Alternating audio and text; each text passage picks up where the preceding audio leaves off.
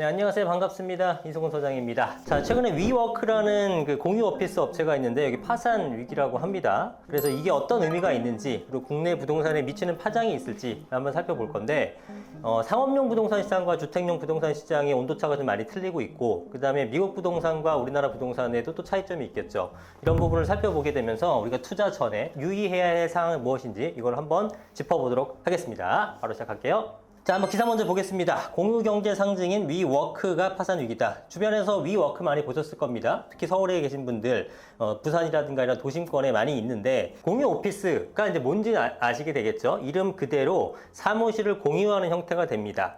그래서 우리 사무실도 있고 옆에 다른 사무실도 있고 그러나 거기 회의실도 있고 또 뭐 스튜디오실도 있고 상담실도 있고 이런 식으로 하는 것들을 공용으로 이용하는 거예요.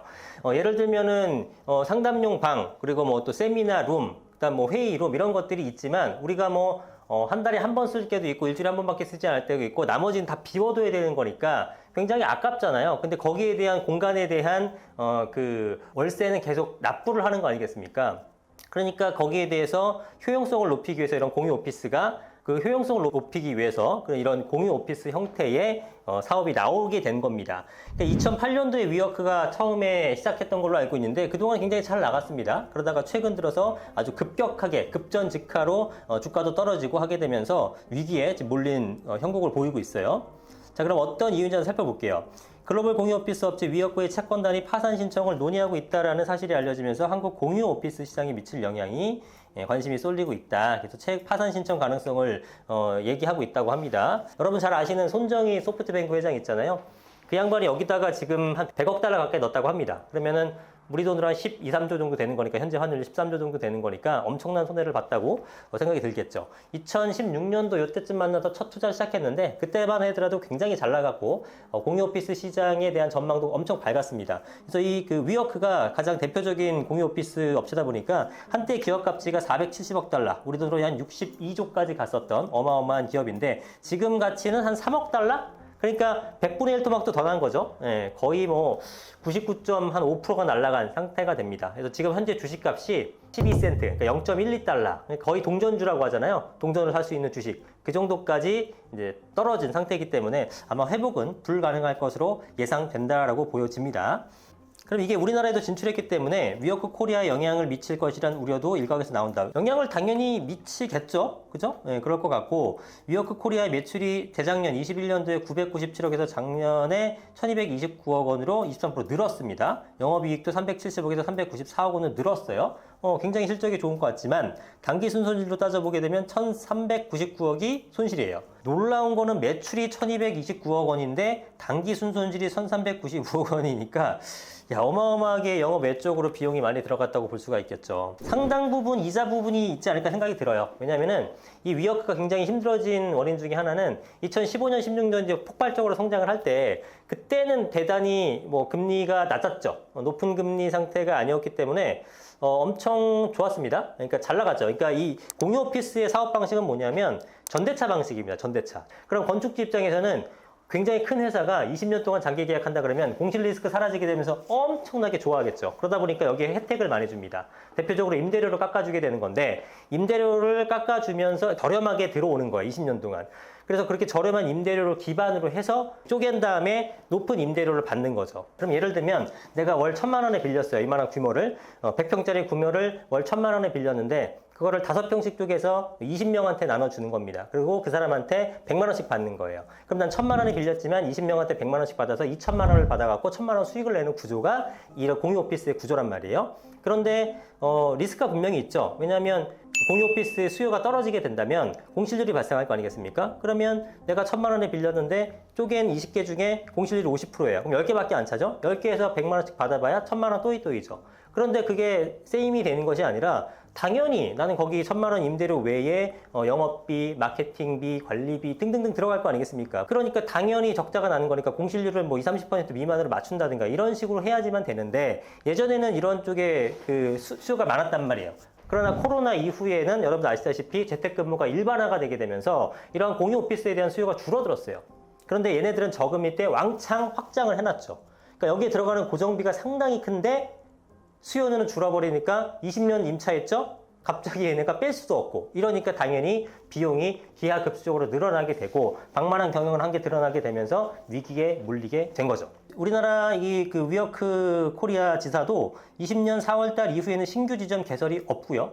21년 11월 달엔 종로타워점 영업이 오히려 종료하면서 점포가 줄었습니다. 국내 3강 체제의 공유 오피스는 방금 말씀드린 위워크 코리아랑 그다음에 스파크 플러스라는 곳, 패스트5라는 곳이 있는데 지점수로 따지면 위워크가 19개, 패스트5가 43개, 스파크 플러스가 36개니까 지점 기준으로 하게 되면 패스트5가 가장 1위 업체라고 볼 수 있고 다만 매출 기준으로 하게 되면 위워크 코리아가 조금 더 높은 그런 모습을 보였습니다. 그럼 이제 상업용 부동산 시장 중에서 이 사무용에 대해서 좀 위기감이 돌 수 있다라는 거죠. 지금 미국의 상업용 부동산은 회복할 수 없는 지경까지 이르렀다라고 표현하실 수 있을 정도로 굉장히 많이 망가져 있어요. 그런데 반면에 미국의 주택 시장은 견조하다라고 표현을 하거든요.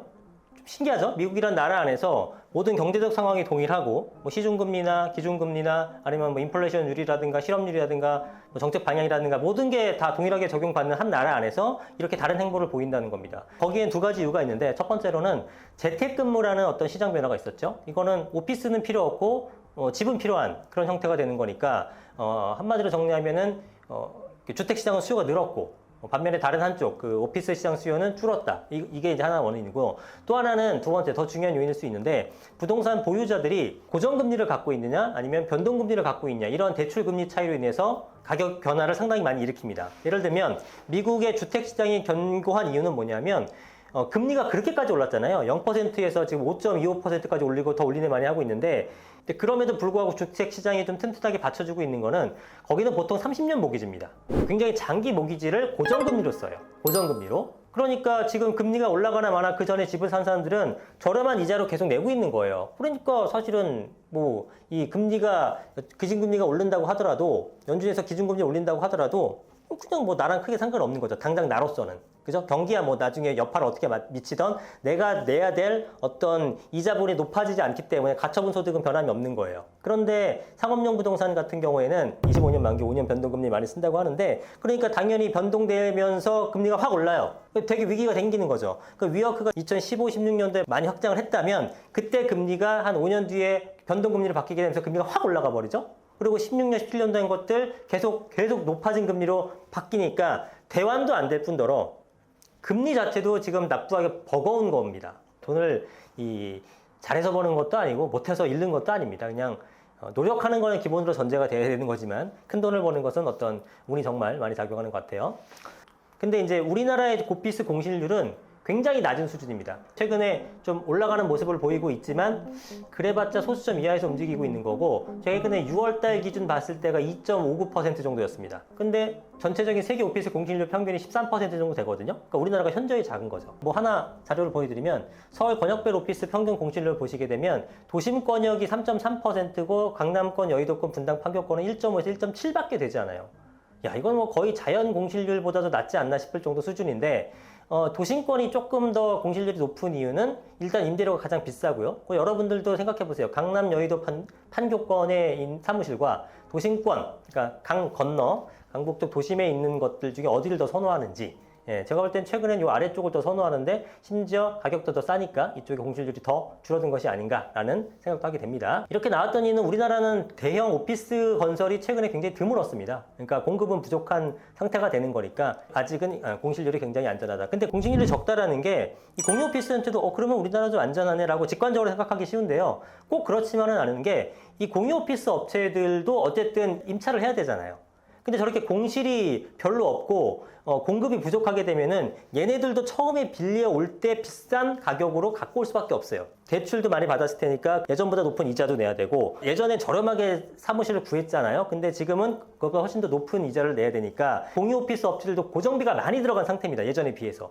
그런데 임차 수요가 만약에 줄어들고 있다 그러면은 이거 심각해지는 거죠. 지금 안전하다고 안전한 게 아니라 특히나 오피스 공실률이 낮으니까 공유 오피스 업체들도 문제 없겠네, 수요 많겠네가 아니라 얘네들도 임차인이면서 임대인인 거예요. 자, 그래서 결론 내볼게요. 여러분들이 이제 부동산 투자를 할 때 고려해야 할 요소가 있습니다. 금리가 최근 몇 년 사이에 급격하게 오르면서 부동산 시장이 얼어붙는 걸 봤기 때문에 금리에 대한 어떤 움직임이라든가 이런 투자자의 체크를 잘 하세요. 근데 조금 더 디테일하게 보자면 미국의 그 주택용 부동산 시장과 상업용 부동산이 달라졌잖아요. 그런 것처럼 어떤 대출을 받았는지도 보는 게 중요하다는 겁니다. 고정금리 비중이 좀 큰 카테고리는 위기 상황에서는 더 탄탄하게 가격 방어를 해주고, 왜냐면 금리가 올라가나 이런 경기 변동 상황에서도 보유자들이 좀 더 여유가 있게 되는 거죠. 왜? 나는 고정금리니까.